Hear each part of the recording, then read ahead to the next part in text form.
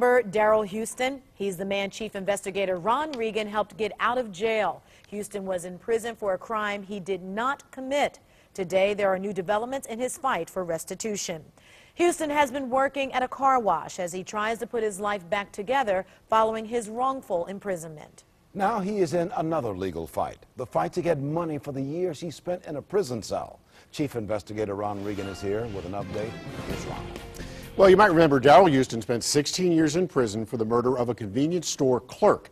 But following our investigation, he won a new trial, and prosecutors dropped all charges after the only eyewitness said Houston was not the killer. Then he won a wrongful incarceration lawsuit, and if upheld, he could be compensated for the years behind bars.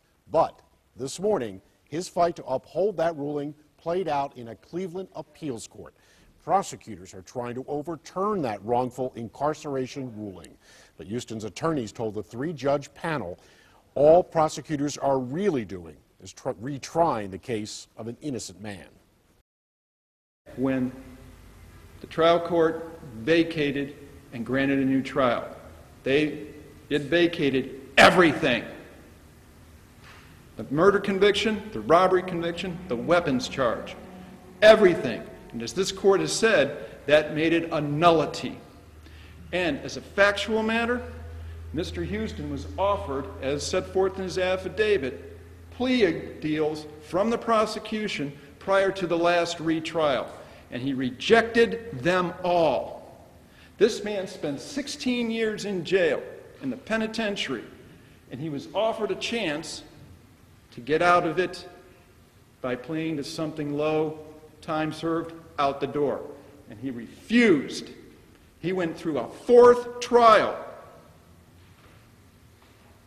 And if this court seeks evidence of actual innocence, that's it.